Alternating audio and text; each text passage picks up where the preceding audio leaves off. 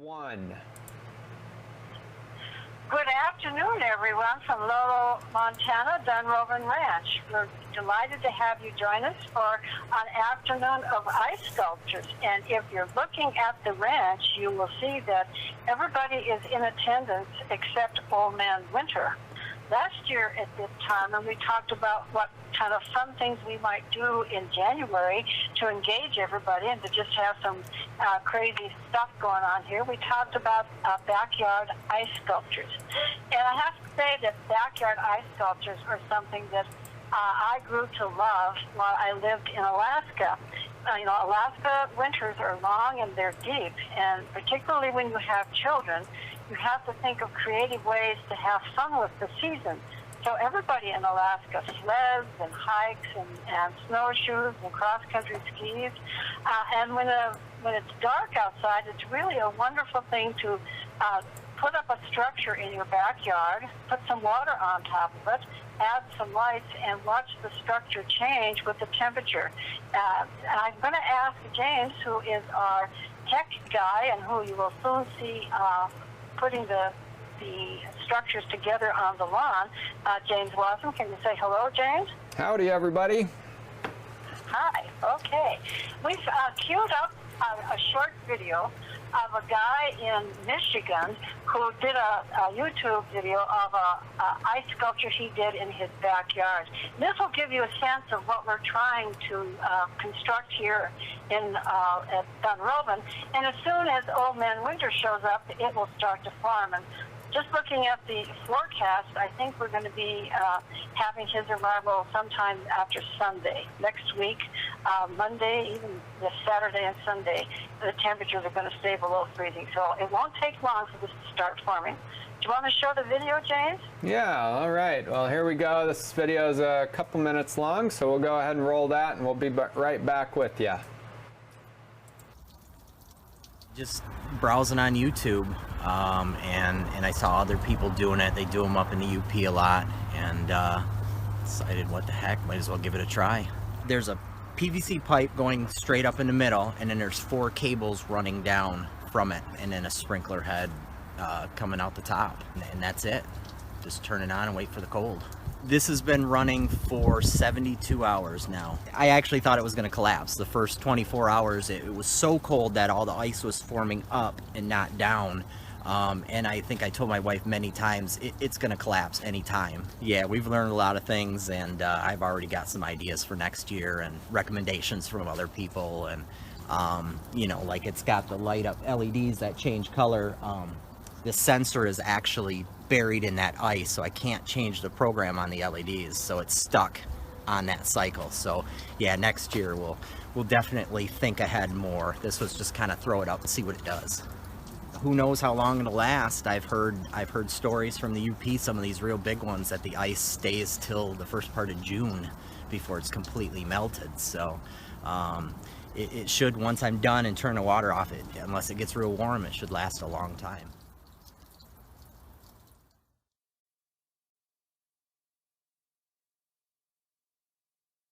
Now. Wasn't that a fun little video, you guys? You can see that what you can do with just a little bit of water and some metal objects, and some lights. All of these things can come together. And one of the interesting things about this, of course, is this is a play between the temperature and the amount of water and the kind of material that you use to make this sound. And because we're not going to be below zero for some time, we're probably going to start with something easy that the water can cling to and the ice can cling to rather readily. So in the video, you notice that all he did was put down some wires from the top of his hose that he had a little sprinkle coming out of. And there was enough of a temperature change that it just grew and grew and grew. And I don't think it's going to be happening with us in the short term. It's not looking in the long term. So we're going to start with some materials, and I'm not exactly sure what James has cooked up. I have to be honest with you, this is as much a surprise for me as it is for all of you. So James, I'm going to start manning the camera here, and we can see you put this thing together. Do you hear me? Yeah, I can hear you here, and I should have just walked into frame with the first block of our contraption here. So we've talked about a few different options, and those options keep changing as we see what the weather has been doing or not doing. So hi everybody, I'm James. The foundation of what we're starting with is going to be this round table, and Suzanne has had some really good ideas and discussions. I've never built an ice sculpture. I've carved snow. I grew up about an hour from here in the mountains near Seeley Lake, Montana. So we had plenty of snow to work with, but I haven't done a whole lot of ice work. So this is going to be fun. So this table is just one of our metal picnic tables. The nice thing about it is it does have these perforations, the expanded metal on the top of the table. We're going to also, I think, maybe put another table on top of it. The nice thing with this expanded metal is that water can cling to it more readily than maybe just a single surface. So it can adhere and create a base and drips and all kinds of other fancy things.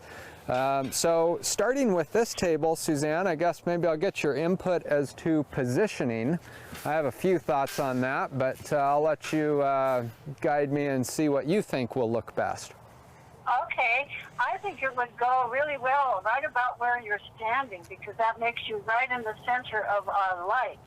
Okay. So come out from the center pole and put it in the middle.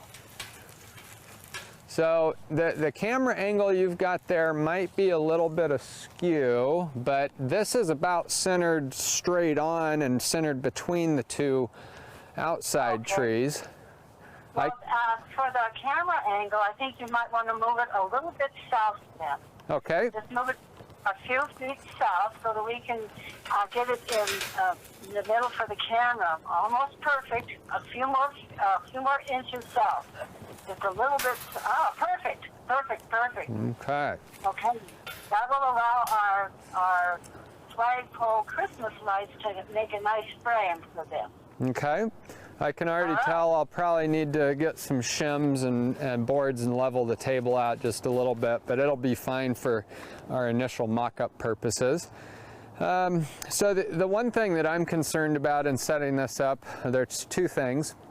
One is getting the ice on here, of course. We need to have access to water.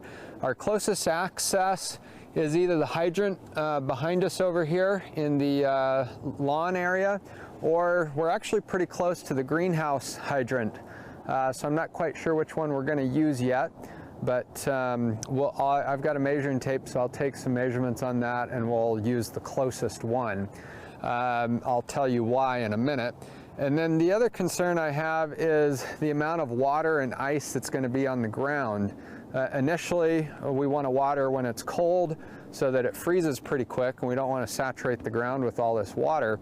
But I also want to pay attention to when the ice melts. I don't want to create too much of a flood around this area, and I don't really want to encase these Christmas lights in ice here, because that could cause some damage or turn off our electrical circuit. We've been having some problems when it's been raining the last couple weeks. Christmas Eve and New Year's Eve were two prime examples. The nights when, of course, we want to see Christmas lights, they turned off because it was too wet and it got inside the lights and tripped the breaker. So we couldn't turn them on until it dried out. So we just need to be aware of all that with the electricity and water. Those are things we don't want to mix too much. So those are my concerns. Suzanne, did you have any other notes that you wanted to add to that? No, you know, it's interesting because when I first suggested this to my husband, he was horrified for the very reasons that you state. Oh, that's going to make a big mess on the lawn, it's going to ruin the lawn and all of those kinds of things. But over the time we found that, in fact, spring pretty much does a pretty good job of absorbing it and evaporating it. And I don't know if you remember last March when we had feet on the arena before the osprey returned, and that disappeared pretty quickly. It did. I was surprised at that. Yeah, it didn't take long. Yeah, the challenge can be when the ground is super frozen and then you add all this water and ice on top of it. But we really haven't had that kind of a deep freeze here, and with these winters we've had like last year and this year. We've gotten some cold weather, but it's warmed up and we don't have this like serious, frozen layer in the ground, so it thaws fairly quickly and starts absorbing it. So I think you're absolutely right with that.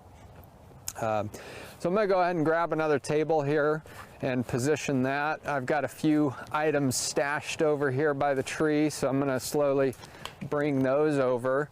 And the idea that I think we're going to try to go with here is to put something up that has a little bit of height to it. But in some of the examples and even the video that we saw just recently, we saw kind of a pyramid with these lines going down. If you remember at the first part of the video, I had one pole in the middle, kind of like our Christmas trees here, and then several lines going down, and the water would adhere to those lines going down. But Suzanne and I talked this morning about what that would mean for the structure, and given the type of weather we've been having and the freeze and thaw cycles or temperatures, that's going to be really tough for the ice to build up enough mass to actually look at all like an ice sculpture like we'd want it to. So I think, and maybe Suzanne you can elaborate on this, but I think building it with more of these solid structures and perforated metal and maybe even some other wire components, it gives a little more body for the water to adhere to, and ideally that'll help it stick around a little longer, even if it's near the freezing or thawing temperatures. Absolutely, James. In fact, one early spring here at Dunrovin, we accidentally left our irrigation system on, and it was near one of the fences, and it got below freezing that night. So it made a gorgeous ice fence all along the fence where the water had been spraying. And that kind of made me understand that it's an interplay between the temperature of the air and the actual amount of water. And you can use more water under higher temperatures. When it gets really cold, you want the water to kind of trickle down instead of being sprayed on top. So this is going to really be fun to experiment to see what kind of combinations we're going to do the trick. Well, there's one word I can guarantee you're right on, and that's experiment. That's pretty. I think that's pretty much summarizes everything around here. So what did you just put in the middle there, James? Can you explain what you've done? Yeah, so I found an old some sort of a steel fence post or something to put in here.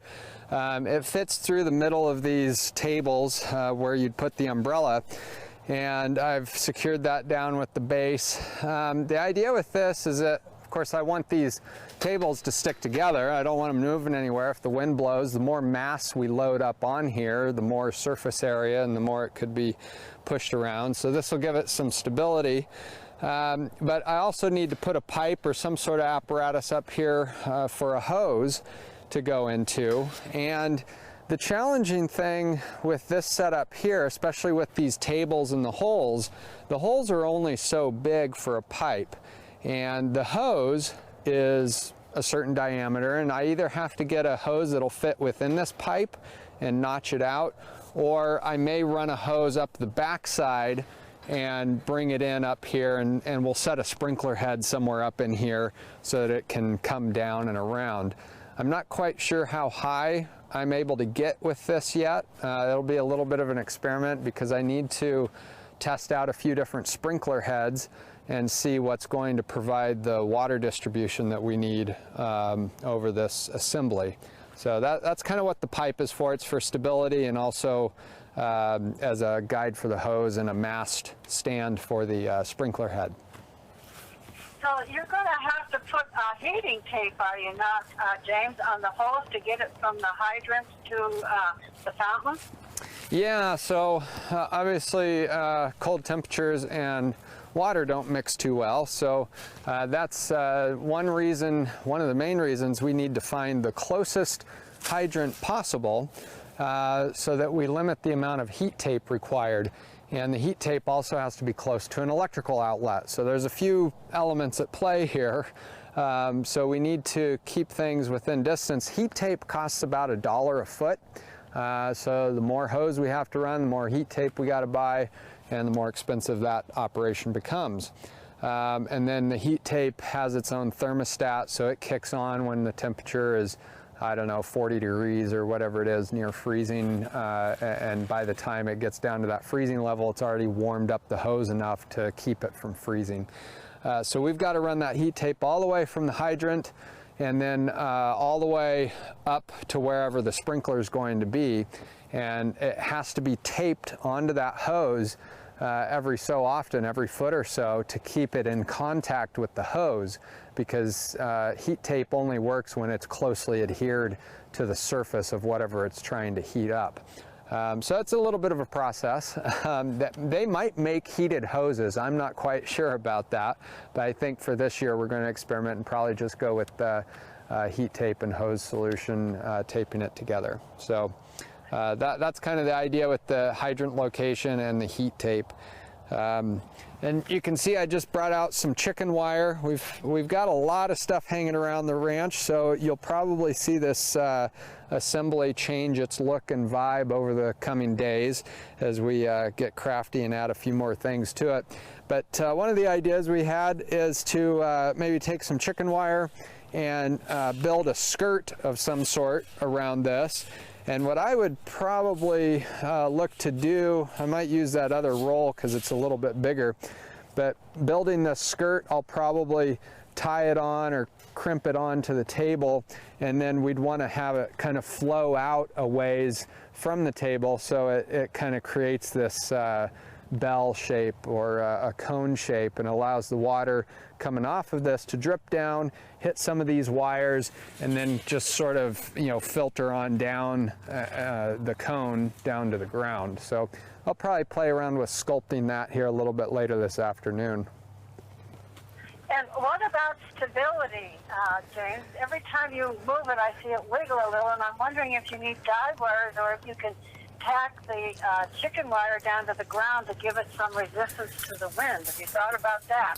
Yeah, we'll have to, absolutely, we'll need to use some stakes. I think with the chicken wire, if it's crimped properly in these different shapes and angles, it may hold its form. Right now it's not tied to anything, but I think that, yeah, we'll probably have to stake it down at the very minimum on the outside edges. So we'll kind of have to see how that goes. I found a few more detritus items around the ranch. We've got some wire barbecue grill tops. I thought those might be kind of fun to put somewhere. I don't know where yet, but maybe we'll hang them from the top near the sprinkler, and they can blow around in the wind or something. I don't know.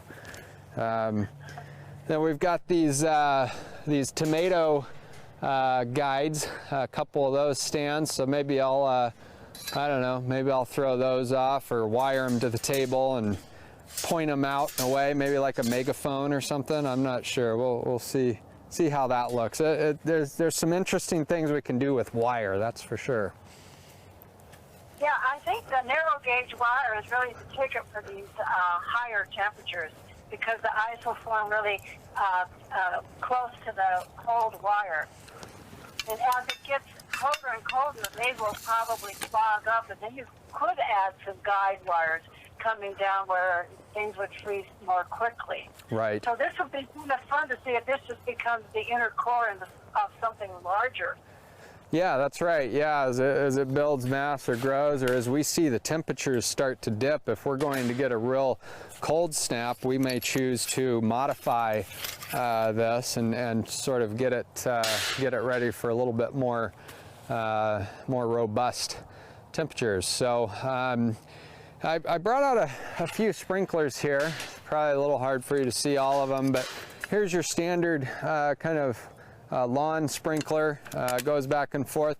This is likely not suited for what we need, so I probably won't even test this out, but everybody has one of these probably and is familiar with it. But this is probably not the unit to use on this particular sculpture. Now, if we had a very large landscape sculpture to deal with, we might set a few of these around and maybe hit it from different angles.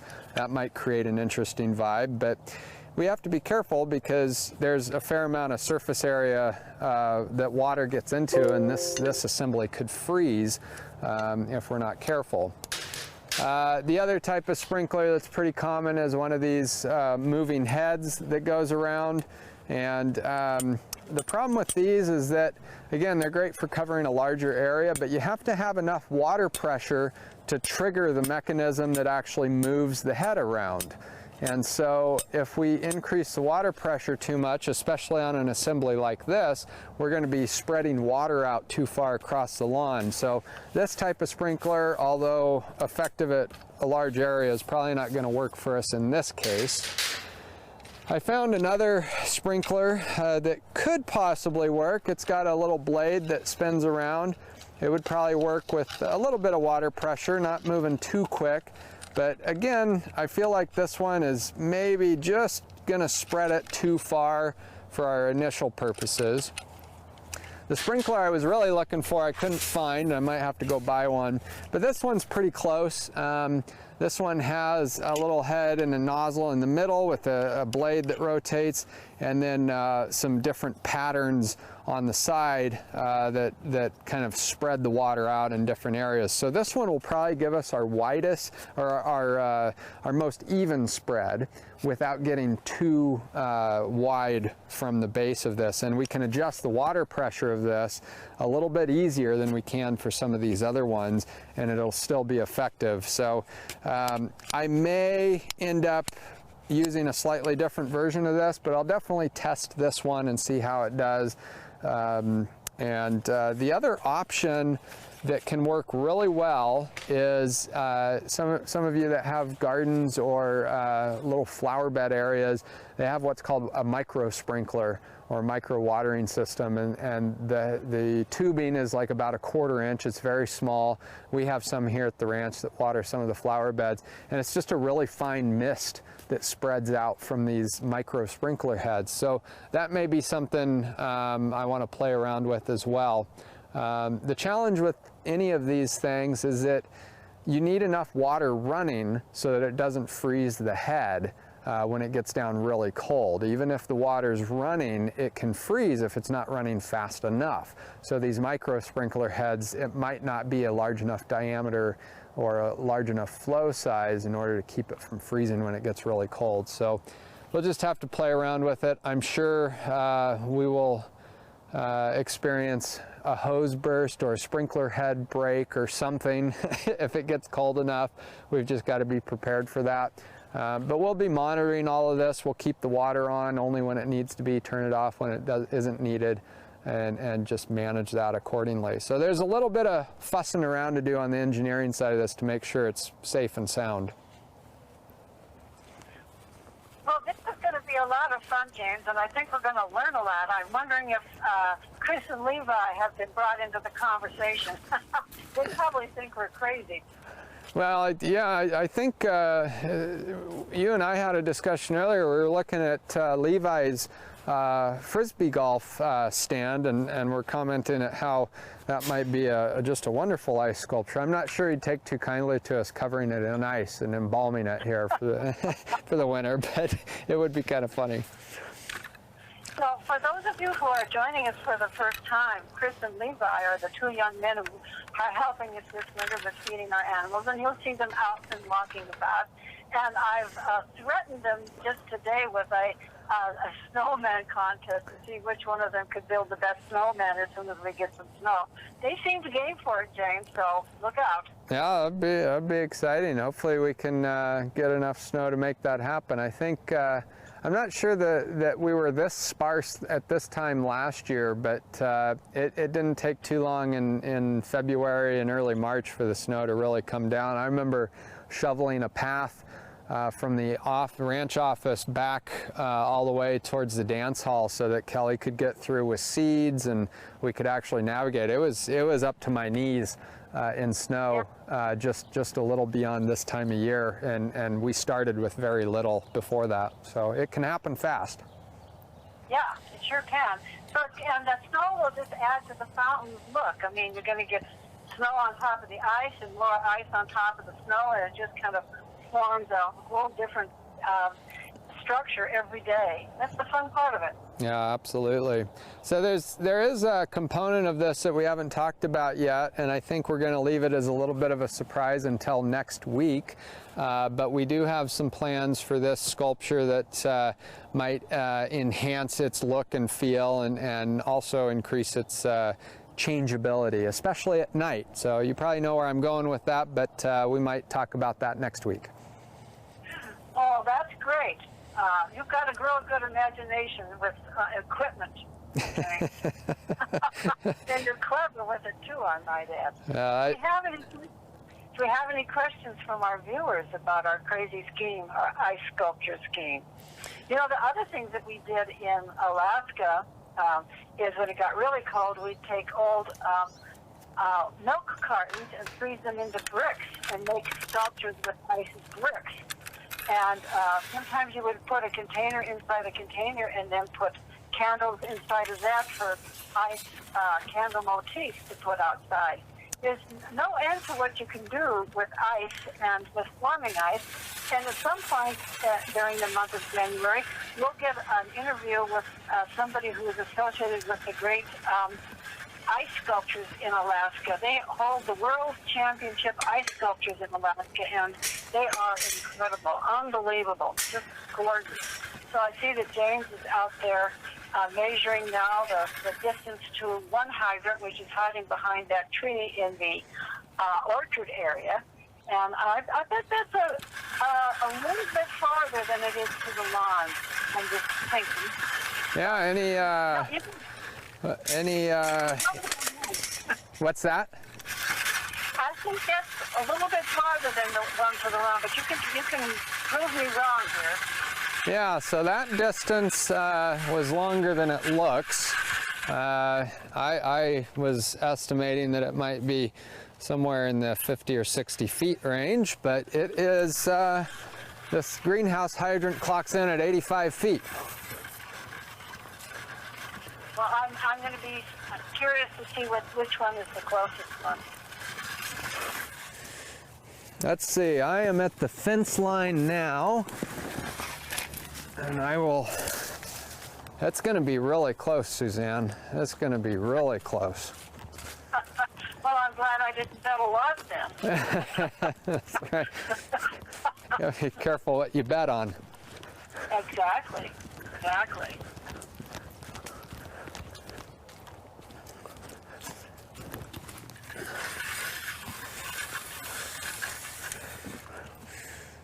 Well, No matter how many... Go ahead. yeah, we are 3 feet shorter if we go to the greenhouse. It's 88 feet to this hydrant in the yard. Well, I lost my bet. Goes to show. You know, no matter how many hydrants you have at a ranch, there's never one where you need it. You know? That's just a Murphy's Law, you know? Yeah, that's makes it tricky. So, yeah, I think we'll probably have to plan on running the hose across the lawn to the other hydrant. I mean, really, an extra 3 feet isn't a big deal one way or the other. I'll take some measurements and see. The problem that I have with the greenhouse hydrant is that it's really tall, and I have to run heat tape up that hydrant as well if we're going to keep it on when it's cold. The one in the lawn area isn't nearly as tall, so by the time I factor in the height of the hydrant, and maybe there's some efficiencies I can have by a little better routing. I wasn't super particular with the routing. It was close to a straight line, but it's close enough. We can use whichever one we want, and it'll work. So the bottom line is I need at least right at about 90 feet of heat tape. So I think that should work out. You know, somebody just suggested that we may want to incorporate trees at some point down the road. And I wanted to mention that people in Alaska did do that. They did put water on their trees. And you have to be careful about which trees you use. But that corner over there, James, near the orchard and the greenhouse where those 3 spruce are, Yeah. spruce are the trees of choice. Oh, really? Okay. Because you don't tend to break their limbs. You can weight a tree down with too much ice, Sure. and it just become overloaded and you end up breaking the limbs. But spruce trees seem to hold up to it because they have such a thick central trunk, and their limbs are not as spread out as a lot of other trees. Yeah, yeah, and these I think these are smaller spruce back here by the arch as well, and those have a pretty short limb reach as well. Yep.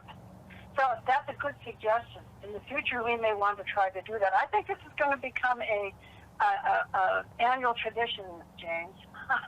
Yeah, well, it'll be interesting to see how it works. I think the biggest concern with placing it here in the yard is that if we do get an ice cold snap and we do get a lot of ice and we're able to build it up quite a bit, is wondering how long it's going to take for the ice to melt in order for us to be able to disassemble this in time for other activities and things like that. But I don't think we'll have too big of a problem. Most of our ranch activities really don't start taking place on the activity lawn until what, maybe May.